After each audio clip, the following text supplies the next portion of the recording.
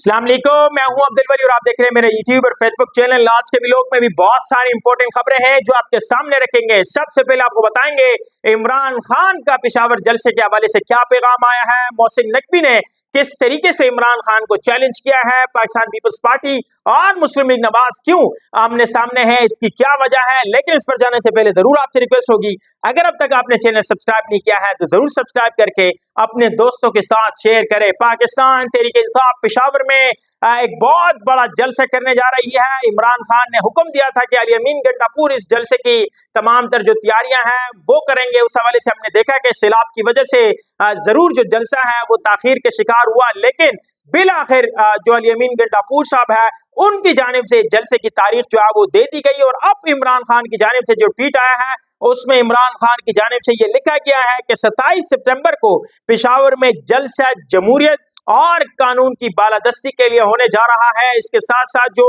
इंसानी हकूक की तकरीम है वो भी हमने बहाल करवाना है। इमरान खान ने अपने ट्वीट में ये लिखा कि मैं कैदोबंद की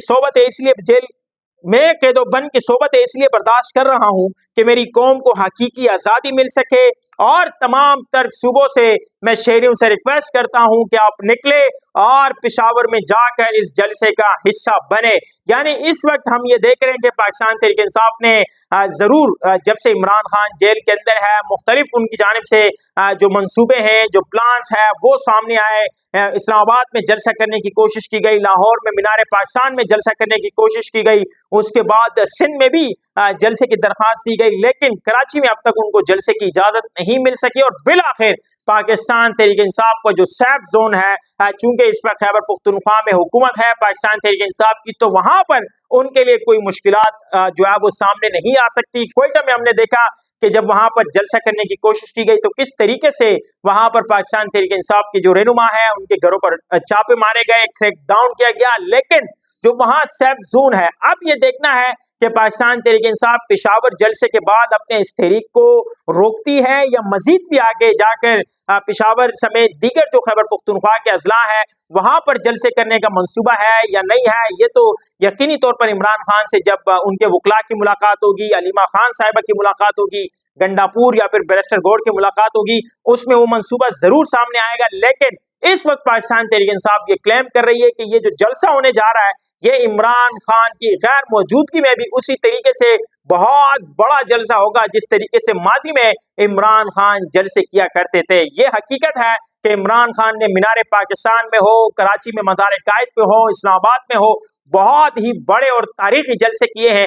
देखना है कि कल का जलसा पाकिस्तान तहरीक इंसाफ का कितना बड़ा होगा। अब से कुछ देर कबल जो अलीमा खान साहिबा है, नूरीन नियाजी साहिबा है, वो वहां पर गई है और तमाम तर जो इंतजामात है उसका जायजा उन्होंने लिया है। लेकिन पाकिस्तान तहरीक इंसाफ की जो सुबह सिंध की क़यादत है वो जरूर 2 रोज कबल वहां के लिए रवाना हुई है, लेकिन उस कदर क्राउड नहीं है जिस तरह एक्सपेक्ट किया जा रहा था। पंजाब से हमें वो रैलियां नजर नहीं आ रही जिसके लिए पाकिस्तान तहरीक इंसाफ पहचानी जाती है कि पंजाब में उनके पास बहुत बड़ा एक वोट बैलेंस मौजूद है या क्राउड मौजूद है। हमने अब तक उस तरह की जो रैली है वो नहीं देखी है। इसके अलावा मोहसिन नकवी साहब ने जब इमरान खान की जानिब से ये ट्वीट आया कि मुझे जो है वो डील के ऑफर्स की गई और ये बताया गया कि आप किसी भी तरीके से खामोश हो जाएं, हम आपको मुल्क से बाहर भेजते हैं, उस हवाले से इमरान खान के ट्वीट को मोहसिन नकवी ने रीट्वीट किया है। वजीर दाखिला है, उन्होंने लिखा कि बानी पीटीआई को एक नाम बता दें जो उनके पास डील के ऑफर लेकर गया हो, कोई शख्स ऐसा बता दें जो आपके पास ऑफर लेकर आया हो।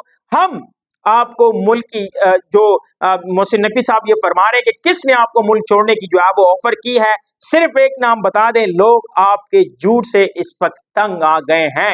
यानी जो इमरान खान की जानिब से ये दावा किया जाता रहा कि मुझे ऑफर्स हैं, डील्स ऑफर की जा रही है कि आप मुल्क से बाहर चले जाएं, खामोश हो जाएं, आपके तमाम तर केसेस खत्म कर दिए जाएंगे, और यही वजह है कि मैं अपने बयानिए से पीछे नहीं हट रहा, 300 से ज्यादा मुकदमात का सामना कर रहा हूं। अगर कोई और शख्सियत होती तो वो जरूर मुल्क से बाहर जाने का सोचती, लेकिन मैं इस वक्त हकीकी आजादी के लिए जेल के अंदर हूं। देखना है कि इमरान खान कब वो नाम बताते हैं, किस तरीके से वो तमाम तर लोगों को सामने लेकर आते हैं जिन्होंने उनको डील की ऑफर की है। इसके अलावा पाकिस्तान पीपल्स पार्टी, पाकिस्तान मुस्लिम लीग नवाज इस वक्त एक दूसरे पर जो है वो लफ्जी गोलाबारी कर रहे हैं। उस्मा बुखारी साहिबा हो, मरियम औरंगजेब साहिबा हो, इवन मरियम नवाज साहिबा ने खुद इतना सब स्टेटमेंट दिया कि पंजाब की तरफ कोई भी उंगली उठेगी तो वो उंगली काट दी जाएगी। इसके अलावा बिलावल भुट्टो जरदारी साहब ने भी तनकीद की। शर्जील इनाम मेमन साहब ने आज प्रेस कॉन्फ्रेंस की और ये कहा कि मरियम नवाज सियासी तरीके से बात करे, ईमानदारी का सर्टिफिकेट पंजाब हुकूमत से नहीं मिलता।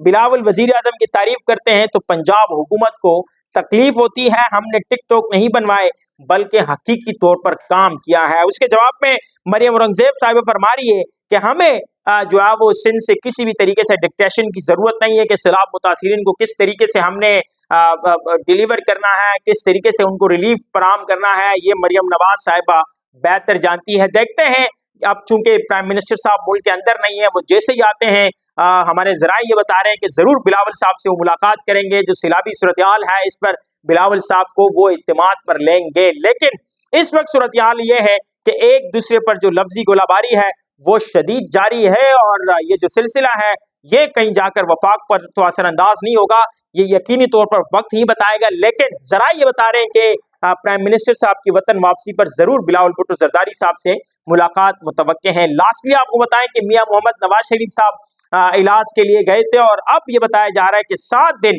जेरे इलाज रहने के बाद जो है वो जिनेवा अस्पताल से उन्हें डिस्चार्ज कर दिया गया है, जहां उनके दिल के हवाले से जो है वो मुख्तलिफ प्रोसीजर हुए।